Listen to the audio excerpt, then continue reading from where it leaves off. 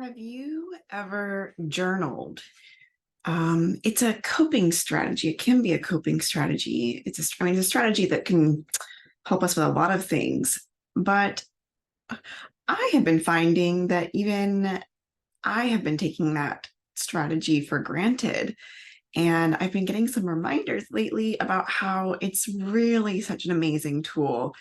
I know I've had a couple of clients who have either started out journaling for the first time or have returned to it recently and have just found it to be such an amazing tool. And I will say for myself, I've journaled on and off for years and years and years. Sometimes I stick with it, sometimes it goes well. For the most part, I kind of do it haphazardly, but recently I've been doing it more consistently and just really kind of having this thought of like, oh my gosh, this is so amazing. Why don't I do this all the time consistently? And then, of course, it's like the reality of life. There's only so much time in the day. It's like exercise, you get in a good routine and then you fall off of it and forget about how amazing it was. And so I want to talk about journaling today. I want to remind you about it if it's something that you've used in the past or introduce it to you. I'm Dr. Kit Slies. I'm a life coach and licensed psychologist here to inspire perfectionists and anxious achievers to feel calm and confident while holding clear boundaries. And the thing about journaling, when I think about why is it so effective, I put mental wellness for my high achievers out there into three main pillars: the pillars of calm, clarity, and connection. And I think journaling really hits all three. And I'll just talk about those three pillars briefly for a moment. When we think about calm, I'm thinking about how that's such an important thing to cultivate, because if we are an anxious achiever, somebody with anxiety, the mind is often just kind of always going, going, going. And so it's important to cultivate that calm. And we can extrapolate so many different ways of how do we cultivate calm in our lives. There's lots of different ways to do that. Journaling is one of them. Clarity is another really important pillar here. What I'm talking about is just being clear on what's important to us in life. What are our values?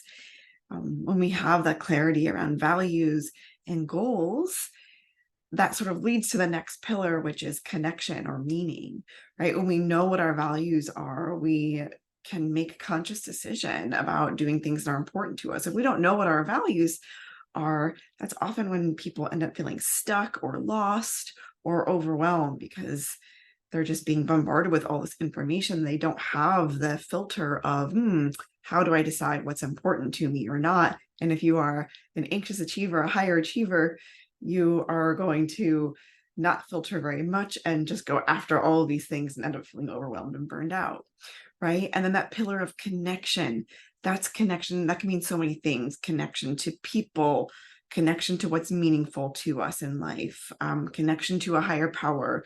Connection is important. Connection to oneself, right? And so journaling, I think, really hits all three of those pillars. Journaling, it can be a nice quiet time for reflection that cultivates that calm, that inner peace.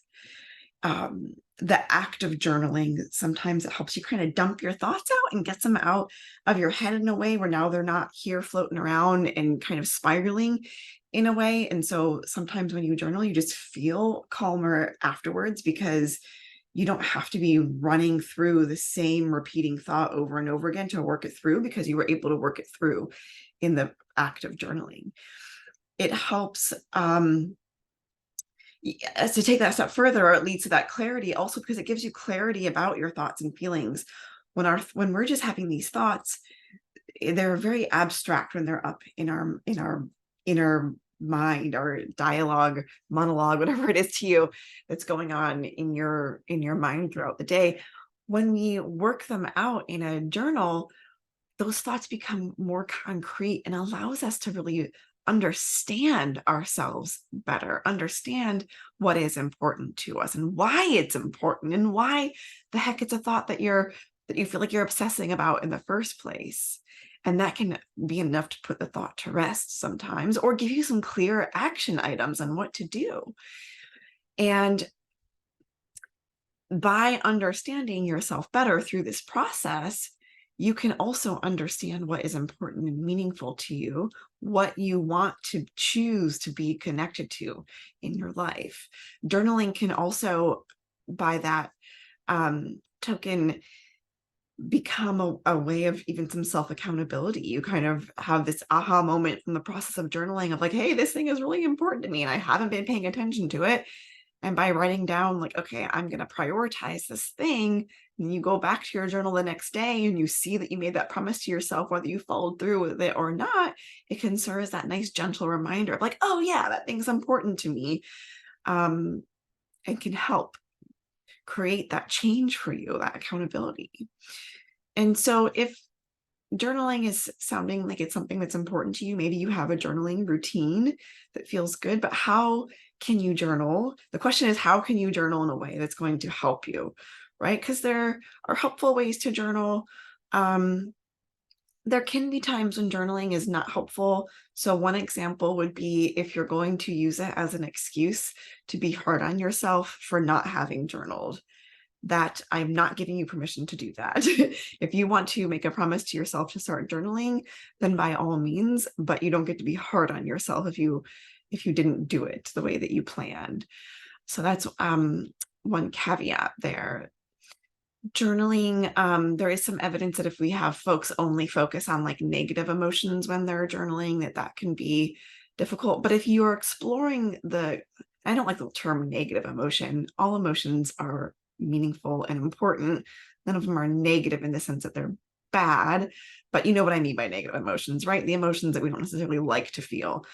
But if we have folks kind of work through the thoughts around what they're actually thinking about that and work it out and not just focus on the emotion, we see some positive impact, right? So one approach can be just a free form journaling where you're just writing kind of whatever comes to your mind.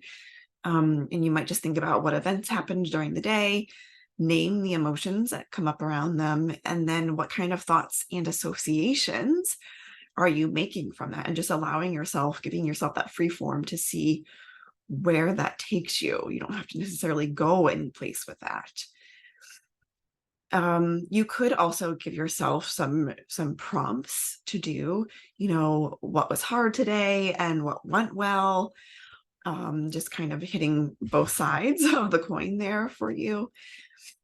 So whatever journaling format you give yourself, I think it can be really helpful to incorporate some focused positivity. This is not talking about toxic positivity or forced positivity here, but just, when we are feeling stressed and anxious, it's easy for our brains to really focus on the things that are only negative, when in reality, we have this whole robust experience of life, and there are things in our lives to be grateful for.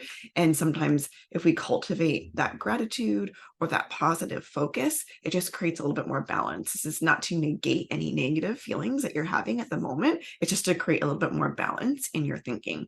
And so you might end your journaling session by asking yourself, what are 3 things that you're grateful for? Or even just one thing, or 1 or 2 or 3 things that just felt like they went well for you that day or the day prior if you're journaling in the morning.